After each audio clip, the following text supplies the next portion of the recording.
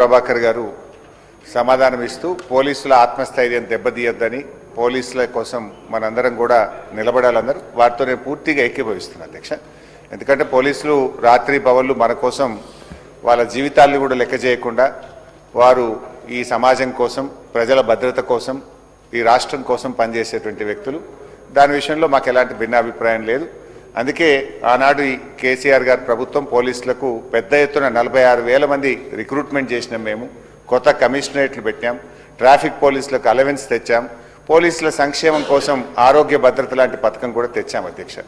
అయితే ఇలా గౌరవ ముఖ్యమంత్రి గారే హోంమంత్రిగా పనిచేస్తున్నారు కనుక సహజంగా వడ్డించేవాడు మనవాడైతే లడ్డు యాడున్నా దొరుకుతుందనే ఒక సామెత ఉన్నట్టు ముఖ్యమంత్రి గారే హోంమంత్రిగా ఉన్నప్పుడు పోలీసుల సంక్షేమం కోసం కూడా ఇంకా మెరుగ్గా గత ప్రభుత్వం కంటే బాగా మేలు జరుగుతుందని చెప్పి పోలీసులు ఆశిస్తుంటారు అధ్యక్ష. కానీ దురదృష్టం ఏంటంటే ఈ ప్రభుత్వం వచ్చిన తర్వాత 7 టీఏ బిల్లులు పోలీసులై పెండింగ్లో ఉన్నాయి, 3 సరెండర్ లీవ్లు పెండింగ్లో ఉన్నాయి, 5 డిఏలు పెండింగ్లో ఉన్నాయి. అదేవిధంగా అధ్యక్ష పోలీసులకు సంబంధించిన భద్రత పథకాన్ని ఆసుపత్రుల్లో పోతే 1 లక్ష రూపాయలకు మాత్రమే పరిమితం చేశారు.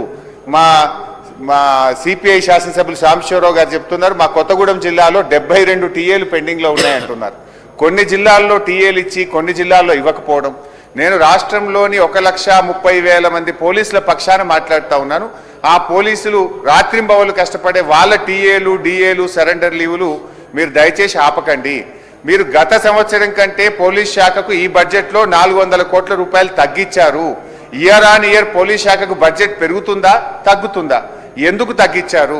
నేను అందువల్ల మొన్న కూడా ఇదే విషయాన్ని చెప్పాం. మంత్రి గారు ఏదన్నా అష్యూరెన్స్ ఇస్తారేమో, పోలీసులకు వెంటనే డబ్బులు రిలీజ్ చేస్తామని చెప్తారేమో ఈ మంత్ ఎండ్లో, అదర్వైజ్ 31 మార్చ్ క్లాప్స్ అయిపోతాయి. కానీ మంత్రి గారి నుంచి సరియైన సమాధానం రాలేదు. సో పోలీసుల టీఏలు, డిఏలు, సరెండర్ లీవులు విడుదల చేయనందుకు నిరసనగా, పోలీసుల ఆరోగ్య భద్రతా పథకంపై ఒక మంత్రి గారు భరోసా ఇవ్వనందుకు నిరసనగా, అదేవిధంగా పోలీస్ శాఖలో 17,000 ఖాళీలు ఉన్నాయి, అవి నియామకం చేయాలని చెప్పి మేము కోరాం.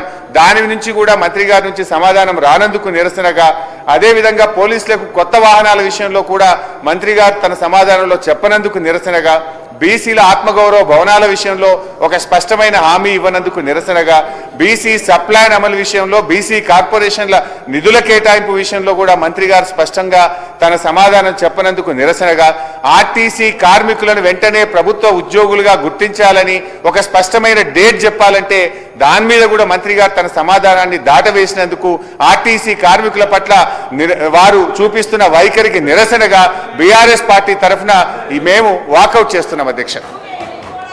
జాఫర్ సార్.